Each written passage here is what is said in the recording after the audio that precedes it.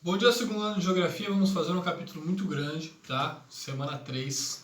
Mas eu vou tentar resumi-lo e aí no plantão de dúvidas a gente tem mais tempo para explicar o passo a passo. Bom, nós vamos estudar as características geográficas das Américas. Então vamos lá. Primeiro aspecto, divisão geográfica. Nós temos duas divisões geográficas aqui. Tem uma divisão geográfica tradicional, aquela que vocês já conhecem, América do Norte, América Central e América do Sul, divisão geográfica. Temos a divisão humana, que vai dividir em duas partes. América anglo-saxônica, Estados Unidos e Canadá, e América Latina é do México para baixo, tá? América Latina, porque foi colonizado pelos latinos, pelos espanhóis, e a América anglo-saxônica foi colonizada pelos saxões, que são os ingleses, né? Então a Inglaterra colonizou os Estados Unidos e Canadá e transformou os dois países em países desenvolvidos. E Portugal e Espanha colonizaram a América Latina e roubaram grande parte desses países. Então aí já é um bom precursor para a gente analisar o desempenho econômico atual, porque isso já vem lá da fundação, tá bom? A América do Sul, nós temos aqui a divisão entre América Andina, Cordilheira dos Andes, próxima à Cordilheira dos Andes, e a América Platina, que fica nesse grande planalto que existe aqui, o Brasil, Guiana, Venezuela e os outros países, tá? Agora vamos dar um aspecto geral sobre os países do Mercosul aí, do Mercosul e da América Anglo-Saxônica, não é? O Brasil não, porque a gente já fala do Brasil em capítulos separados. Argentina. A Argentina hoje é uma das potências da América do Sul, junto com o Brasil, porém vive problemas econômicos, né? Tem ainda muitas empresas nacionalizadas, ou seja, em vez de você ter uma empresa privatizada de telefonia, onde você vai ter várias empresas internacionais vindo para o seu país, existem muitas nacionalizações na Argentina, né?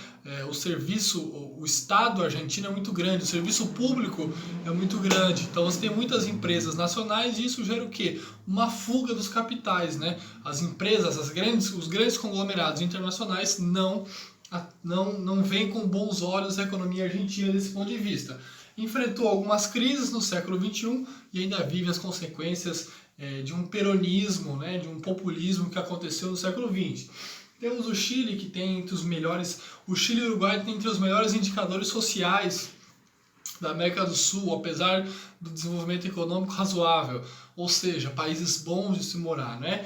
Em relação à liberação, tem leis mais liberais em relação ao Brasil em vários aspectos. Bolívia e Venezuela sofrem problemas graves, né? A economia da Bolívia é pouco desenvolvida e sofre com o narcotráfico. A da Venezuela sofre, da Colômbia e da Bolívia sofrem muito com o narcotráfico, né? O tráfico ele está presente na política, ele banca os próprios candidatos da política e o tráfico de drogas lá é bem pior do que o daqui, porque muitas vezes as Farc tem mais poder de fogo do que o próprio exército do país. Na Venezuela temos um regime ditatorial socialista, não é, do Nicolás Maduro, que herdou isso, né, e já é o segundo presidente que nós temos de vertente socialista, e a crise humanitária que passou principalmente em 2018 e 2019, a economia venezuelana com uma inflação absoluta, muita gente fugindo do país, né, e os Estados Unidos ameaçando invadir a Venezuela a todo custo. Haiti é um dos piores indicadores de países do planeta, né? Pior que muitos países africanos. Infelizmente, sofreu um terremoto que destruiu o país e já tinha muitos problemas sociais. Hoje em dia o Haiti não consegue se reconstruir. Por quê? O Haiti foi o primeiro país a conseguir independência nas Américas, só que era um país apenas de escravos e até hoje sofre os boicotes por causa disso e as consequências, né, dessas ações.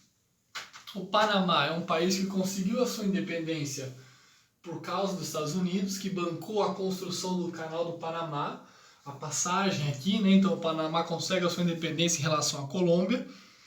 nós temos o México, que é um país muito parecido com o nosso aqui, muito parecido com o Brasil, problemas de corrupção, grande população, uma cultura mais latina, mas é um país em ascensão econômica e busca cada vez mais uma evolução dentro da economia neoliberal.